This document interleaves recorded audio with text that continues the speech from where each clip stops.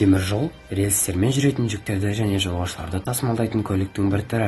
Темір жолдың дәлме-дәл мәні жер бетіндегі рельстермен жабдықталған қатынас жолдары және жөніндегі құрылыстары.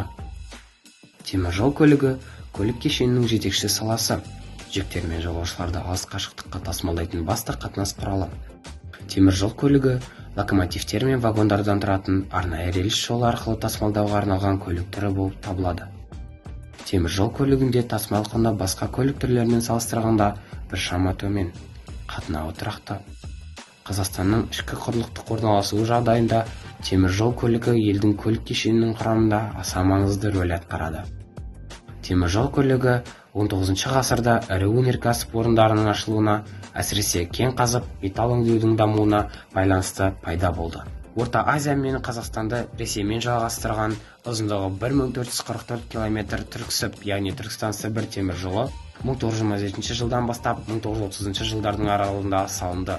1958 жылда Қазақстанда Кеңес одағындағы ең үлкен темір жол ұйымы Қазақ темір жолы құрылды. Қазақстан тәуелсіздік алғаннан кейін 2005 жылда Алтынсарин Хромтау темір жолын тартты.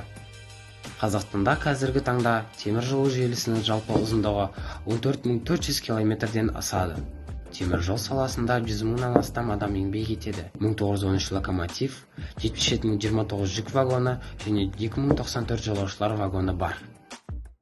Енді тұлпар тальго вагондары барынша жайлы бола түспек, еліміздегі машина жасау саласының сәтті дамып келе жатқандығының жарқын бір мысалы.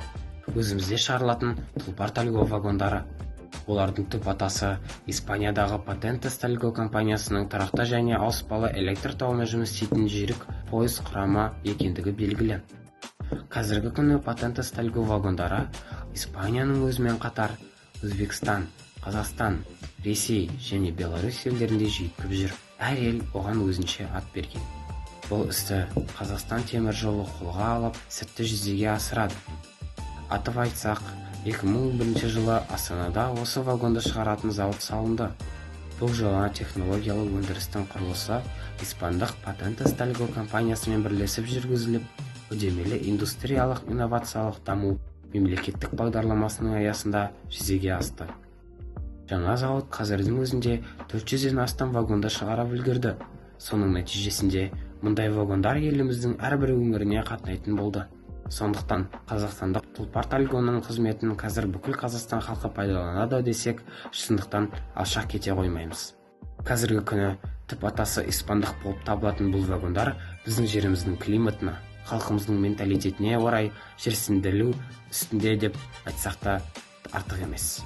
Себебі тұлпар тальго вагондары уақыт өткен сайын біздің отандық өндірістің жаңа мүмкіндіктерімен байытылып, қазақстандық мағынасы жылдан жылға артып келеді.